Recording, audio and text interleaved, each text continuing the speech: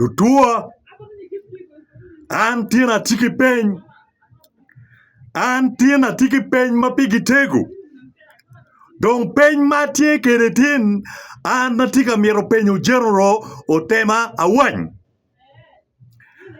Atika miro penyo General Otema Awany Kachil ki Chief Justice Owin Dolo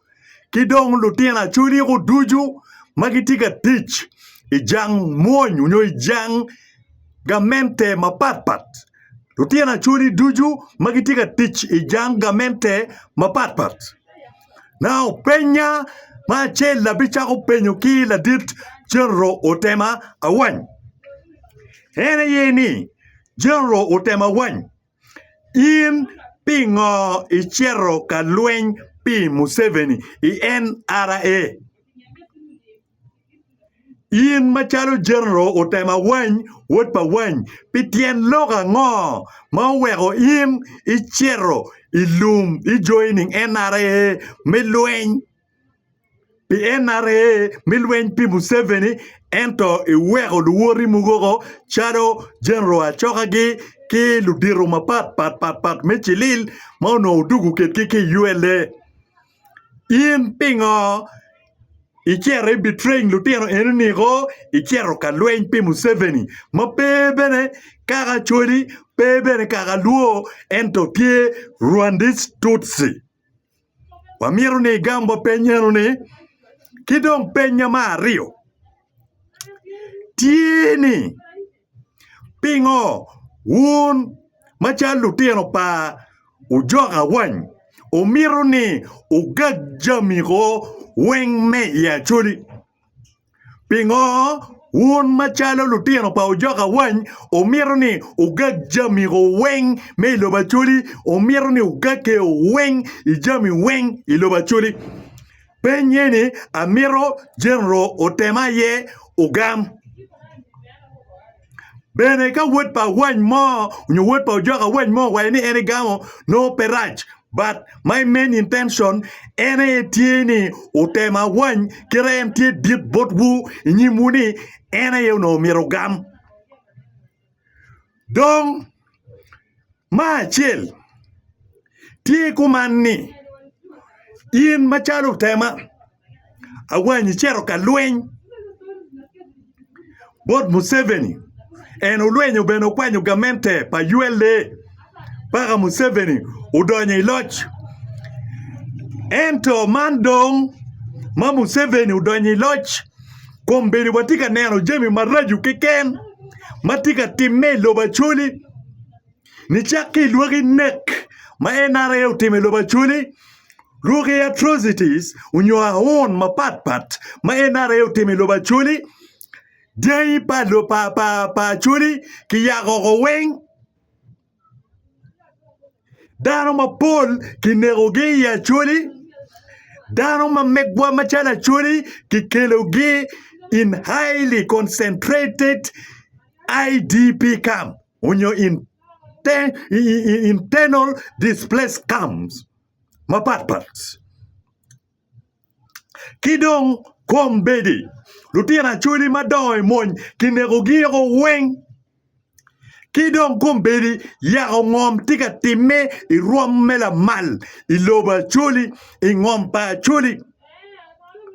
mai no ni dano general so weng me Uganda kombedi kitika mier ngom ya Acholi luticho ko mapat par jangamente tuju Madam ministers wing gitika mier ngom iloba Acholi en gitika mier neki gubu kun gikane tenying man magiluoni balado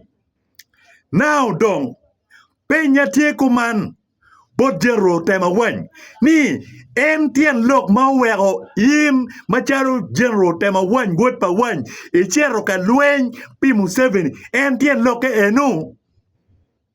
tien lok mawero in machalo General Otema Awany ichero kalweny mekonyo Museveni iloch mekonyo Museveni mayo loch unyodonye gamente tien loke ene yago dien pa Acholi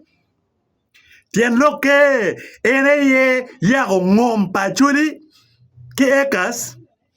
tien loke mawero in machalo General Otema Awany ichero kalweny me konyo NRM nyo me konyo Museveni tien loke NRM menego lutien Acholi tien lok ma wego in machalo General Otema Awany ichero ka lweny me konyo Museveni en tien loke eni ma wan kombedi wan machalo kaka Acholi kiti achiel kiluo wati yeni tien lok muwego in ichero ka lweny pi Museveni eneno gin ma wego in ikonyo Museveni kikwanyo gamente pa ULA enenu Otema Awany alego ni omier gam penyeni alego ni gam penyeni dok in ka pe gam penyeni wan machal lutien Acholi kuduju watiu kiwiwa megama la penyenu ni pien gin ma Otema Awany gi guchere ye ka lweny ka chel ki lutien Acholi mukene ni magoba ne kombedi wan machal Acholi wapeke ka neno ne ento gin ma wan Acholi wati ka neno ne keken ene ye ni lweny to chan kipeko i level mabe wan Acholi waneno wayam lobo chake chidong in machalo General Otema ka chel ki lutien Acholi mukene ma ochero ka konyo Museveni ki lweny dok we chawa ni furuti ka lweny pi Museveni ni wan ka wachako neno ne ni wun ayo charo wan machalo kaka Acholi wun nubi neri lok eni nining ang'eyo ni wun jo mukene ma oti gamente uluoro peny en unuoni dano chalo an malogo matek unyo wajo mungu unyo penyo ki question mateki uneno an chala mwane mamegbu ento amira nianguni unyo alegbuni peonen an chala mwane mamegbu wan watika neno solution mekonyo kaka mamegwa machala Acholi ka chel kiluo duto now Otema Awany abiao ni penyi udonyi wi matek now medugu ipeny mario ma penyo ni pingo wun lutien pa ujoga Awany omiero ni ogag jami oweng udben megbu pien ka ineno mot in machalo Otema itila choga moy kimario ina ye bedo katingo kibego pa NRM me campaign nogo pe mwaga makaro piera rio i Acholi dok in machalo Otema Awany jami mapol marayu mawan machalo lutien Acholi waneno ini timi loba Acholi jomu kere kwe nogi nge mabere an gera an machalo Daniel Soka gino mabe ma ananeno ini timo peke Otema Awany enwe okamo miera bo ini ye peke kika miera fo ini ye peke ananoni ini timo bad kiken ilo Acholi kibora now pien kombedi ini bedo mwaga piera rio lating kibego unyo lating adugu pa NRM unyombe doglim pa NRM me campaign ya Acholi in northern Uganda olo pe mwaga makara piera rio kikombedi omeru macharo Secretary General to duong ene ye kombedi tie ka loyo tio doglim unyo doro doglim pa NRM ilobo Uganda ulo now maraj loyo en macharo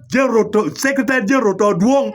uchimo dago doj pagoda matio mien en charo coordinator pa NRM i Acholi Milugin maraj loyo weng haya kaini neno i dog moñ mapat i jeo meginio arioni kiti kono watiki Meja Opio watiki Captain Alai mayen loyo kombedi Entebbe Airport kido kombedi Caesar tie en chala dit me prison Uganda chidong peny matini pingo wun machal lutien pa Otema Awany omirni uchok jami weng wun lutien pa ujoga Awany jami weng omiero gako weng bodwu lonyo oduyu ki jami duyu mabe pa enare munyo pejin pagamente o weng omiero choko bodwu chidong Doga med la penny. Kai nero mo. Wan machala chuli. Wamogo tambwani. Won machala tira Otema Awany. Unyuru tira pa Ujoka Awany. Wona yedo bol kui kimu 7. Chi ubi nero ni. Wan matimu rach. Wan macharu dano me ya chuli. Kawa Dolo chingwago. Wawai ni bolo kui pa Museveni. Kijo ne dongba. Kiwek bot lutira pa Ujoka Awany. Kiwek ki Otema. Ki umegine. Ini bi wajeni wan matimu rach. Ubiru nene transport business. Umiru macharu bong kumbirene lo transport business. Ibaspa. No kitika bordan ki yo weng. Aya udaki kirme ngom kuman. Ngom noya kwile ngom mabele neni. In macharu jero Otema Awany. Icheri gake ye. Kay nene ngom melulim. Unope ngom pa Ujoka Awany. Ini ngom pagamente. Ngom me prison. Pa Uganda prison. Ini kero igakero ye yin macharu Otema Awany pini tiki kero melim ngom mugo mabejo unyo ngom muken chalo tier pa ernayo riema ka chel kilu tier pa ernayo riema yin kombedi itika ya ngom mogo mati gwara foyo kika bedi mukene gubu yin macharu Otema Awany haya kawa donyo i department chalo bot rudi me ya chuli weng ina ye mere logi Otema Awany. Ina ye mere bit ki poa o jemi weng. Ka ubiri kit me politics. In macharu Otema Awany. Mere jemi weng. Politician weng. Ubiri teri. Ubiri anda in. I sectors. Me jemi duju. In. Unyo wun macharu Otema Awany. Wun umero gaku weng bot wuni. Acholi mukene ni dong wun umero kwa kwene wun umero lutena acholi mukene ni gukwa kwene mane ni peny mana tikere bori yin macharo General Otema Awany kidong peny mukene tieni yin macharo Otema Awany kachel kilo tena pa Ujoka Awany wun pingo le wipe wiwu kany le wich pingo pe wiwu wun kinywade wun nining wun kifonyo wun nining Ujoka Awany ufonyo wun nining pin wun peke kile wich jami weng omiro gak ki wang ugagu ben megbu wang dano eni wang achuri eni no mano peka gaya wun achuri to tika gaya wun ba achuri tika nero wun kumbedi ki wang magbuok unao kipi unyo ki wang magbuok nao kipi Chidong mono, wun macharu lutien pa Ujoka Awany, pingo peu penye kwang ni, wan mono kilwagi jami egu madraju, ma wan watika timone, charu lutien pa Ujoka Awany, kaka machala choli, binero wan nining, unyo kaka choli, tika nero wan nining, ikum tim, ma wan watika timone. Eni man peny, ma umiro, wun ubeti kete kong, wun macharu lutien pa Ujoka Awany. Eni mar peny kachil kilok mugu mauno miero wun unyame kin wukong.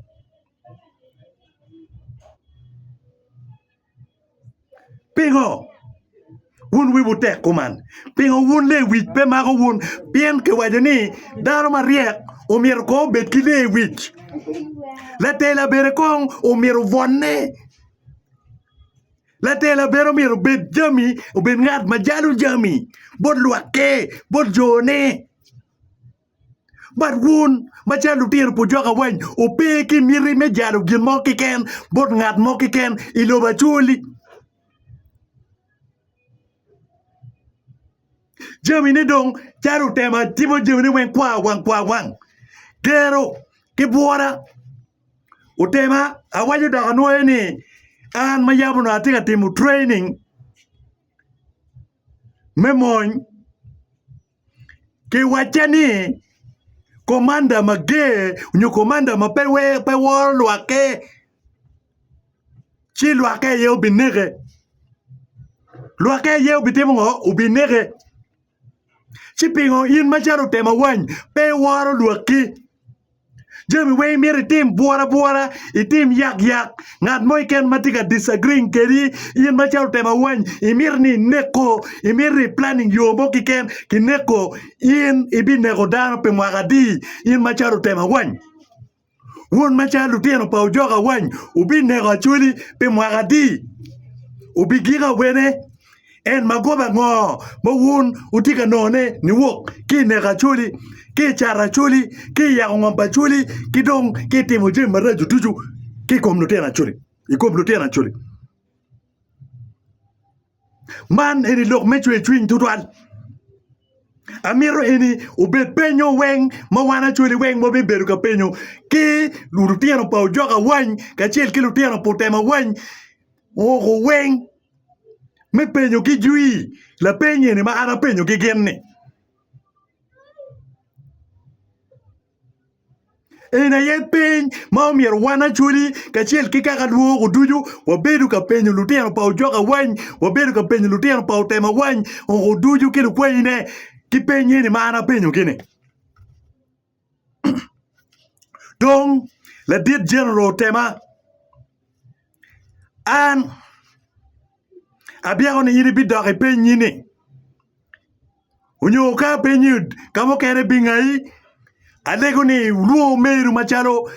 Secretary General to duong ukunyi ki gamo ne mugu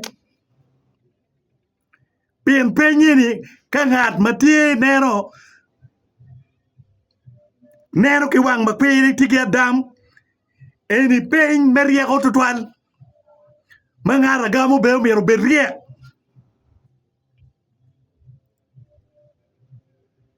so